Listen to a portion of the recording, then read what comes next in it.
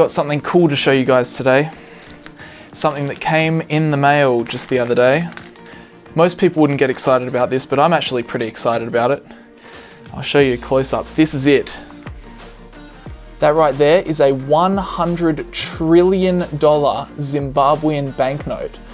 Now what's special about this is it is the highest denomination banknote that the world has ever seen. So in this video, we're going to be doing a bit of a history lesson and talking about the story that actually brought this banknote to life.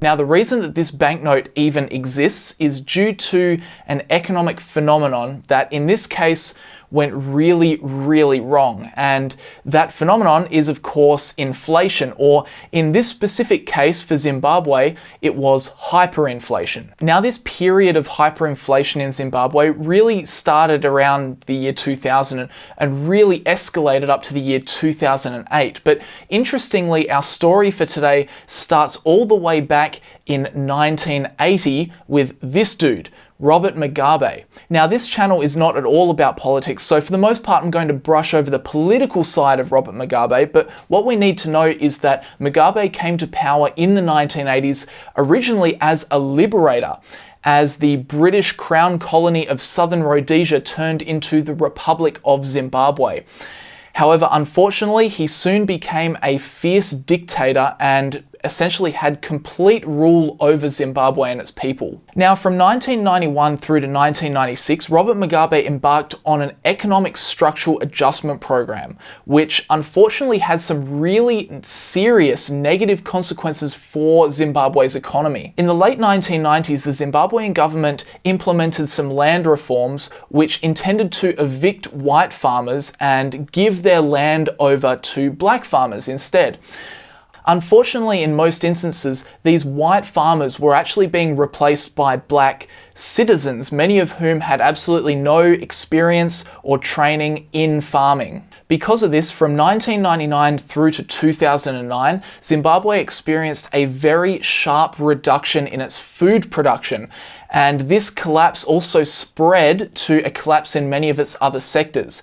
For example, the banking sector also collapsed, which also compounded the negative effects being seen elsewhere, because now all of a sudden farmers could no longer access loans to help their farms grow. Ultimately, food output capacity fell by 45%. Manufacturing output fell 29% in 2005, 26% in 2006, and 28% in 2007, with unemployment rising up to 80%. Now, with this sharp reduction in the supply of goods, this obviously triggers prices to start rising, and it's this that started to trigger Zimbabwe's hyperinflation. Now, small amounts of inflation, around about 2 to 3% per year, really isn't that bad. In fact, economists around the world, in countries around the world, they aim to keep their country's inflation rate between 2 and 3%. But what you don't want is you don't want inflation to get out of control. You don't want it to go absolutely crazy. You don't want it to increase too quickly. So as a government, if you are experiencing bad inflation at the time, one of the things you probably wouldn't do is you wouldn't want to print a whole lot of cash. You wouldn't want to print new money, because that's just a further inflationary force, because what you're doing is you're just printing more and more dollars. So the scarcity reduces for your country's dollar, because quite simply there's just more and more and more of them. Therefore, the value of each one of your dollars goes down. Unfortunately, when it came to Zimbabwe, the Mugabe government were really big fans of printing money. Now, the money printing started to fund military efforts in the Democratic Republic of the Congo. However, at the same time, they happened to just give a very healthy boost to the salaries of military officials and government officials. Yeah, if you didn't know, Zimbabwe at this time during Mugabe's rule was rife with corruption, institutionalized corruption. In fact, their government was ranked 157th out of 177 in terms of institutionalized corruption by Transparency International. At one point, Zimbabwe was underreporting its war spending to the International Monetary Fund by $23 million per month. Now, the problem here is that when you have a country that is rife with institutionalized corruption and also severe economic mismanagement, is that it can very quickly tick the second major driver of inflation into action, and that is a severe lack of faith in the underlying currency. And this might sound crazy, but the main driver of the hyperinflation that was experienced in Zimbabwe wasn't from the price of goods or services just going up very quickly. It wasn't really a case of that. It was actually a case of people's faith in the Zimbabwean dollar falling drastically over a short period of time. It was a case of the currency itself getting less and less and less valuable. Now, it got pushed to a point, it was so bad at one stage that store owners would literally adjust their prices of goods multiple times per day. They would increase the prices of their goods multiple times per day just to factor in the probability that the dollar would be worth this amount less at the end of the day. And unfortunately, the currency weakened so quickly, the value of the currency eroded so quickly, that in many instances, workers' agreed upon salaries, their yearly salaries, were being eroded so quickly that they could barely afford a loaf of bread. But you want to know the real cherry on top?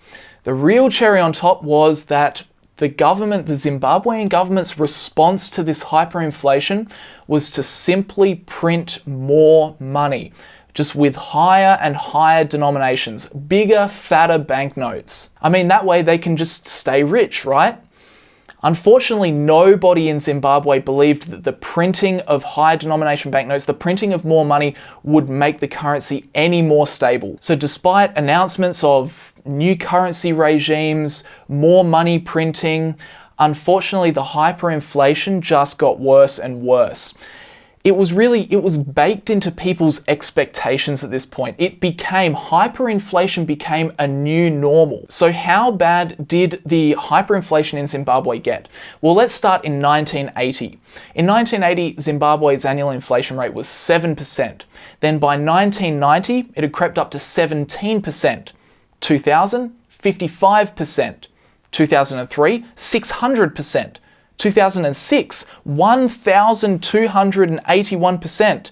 But it doesn't stop there. 2007, 662,000%. Then get this, the 6 months to the start of July 2008, 2.3 billion% inflation. And this is where the numbers start to get a little bit murky, quite simply because at this point, the Zimbabwean government just stopped reporting inflation statistics. But with that said, most believe that the worst month of hyperinflation occurred in November of 2008, with a monthly inflation rate skyrocketing to 79.6 billion%. This inflation resulted in $1 being equivalent to 2.6 billion Zimbabwean dollars. And it's this rampant hyperinflation that got us here, that got us to the $100 trillion Zimbabwean banknote. And interestingly, you could still trade this banknote in for US dollars all the way up until April of 2016.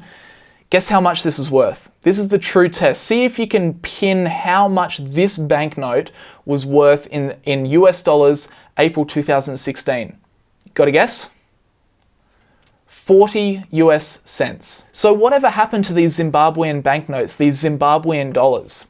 Well, around about 2007, 2008, when the hyperinflation was just getting incredibly bad in Zimbabwe, the government stepped in and they did try and make inflation illegal.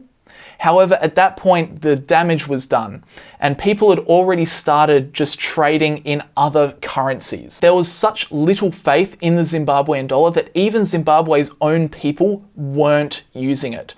And this was actually a big problem because the Zimbabwean dollar was still the official currency of Zimbabwe, which means that a lot of workers were still getting paid in Zimbabwean dollars. The reason this was a problem is it meant that as soon as the workers got their money, they had to go and rush to convert their Zimbabwean dollars into other forms of currency simply to try and preserve the value of their work, of their labor. But ultimately in 2009, with absolutely no one showing any faith in this currency anymore, then the Zimbabwean government just stopped printing Zimbabwean dollars altogether. And at that point, they just went with a multi-currency system with most of the transactions happening in US dollars, but also a fair few transactions happening in the euro and also the South African rand. And then in more recent years, up to 90% of all transactions in Zimbabwe happened in US dollars. That was up until in 2019. Guess what happened? The Zimbabwean government reintroduced a new Zimbabwean dollar. They were going to try and start it all again. This new dollar, called the Zim dollar or the Zola, was introduced in 2019 and became the only form of legal currency in Zimbabwe. And from June 2019 through to March 2020, that's the way it stayed. The Zim dollar was the only legal currency allowed in Zimbabwe. Of course, that changed in March 2020. They started allowing other forms of foreign currency again, because we all know what happened around March 2020. No prizes for guessing with that one. But unfortunately for Zimbabwe, I mean, old habits die hard. They introduced this new Zimbabwean dollar, and in 2019, straight away, the annual inflation rate of Zimbabwe was straight back to 500%. And according to Trading Economics, the annual inflation rate of Zimbabwe had ticked even higher in February 2020 to 540%, and then even higher again in March, up to 676%. So the Zimbabwean government was starting to see inflation come back quite quickly. So what they did in June 2020 is that they allowed weekly auctions of foreign currencies. And so far, it actually seems to be working. In August, they only experienced 8.4% monthly inflation, which I know is still quite a bit. But on the plus side, that is the lowest number that they've seen for monthly inflation since January 2020. And it's certainly a big step down from the 35.5% monthly inflation that they experienced in July. And let's hope for all citizens of Zimbabwe that these measures do help to stem the inflation and to stop a new era of these sort of banknotes.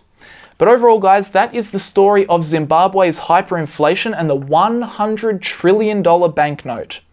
It's pretty cool. Actually, funny story, this is actually probably more valuable than it's ever been, because just as a novelty or collector's item, this usually you can get one for about $120 on eBay, which is a big increase since 2016, where you could trade it in for 40 US cents. Anyway, guys, that is it for this video. I hope you enjoyed it. I put a heap of time into this one, so if you wouldn't mind hitting the like button and leaving a comment, I'd super appreciate it. What did you think of the video? What do you think of Zimbabwean's $100 trillion banknote? It's kind of a cool kind of collector's item to own, especially if you're interested in finance. But anyway, that's where I'll leave it for today, guys. Thanks very much for watching. If you're interested in learning more about my personal investing strategies, check out PROFITFUL. Links are down in the description below. I'd super appreciate it. But for now, that's all I got to say. I'll see you guys in the next video.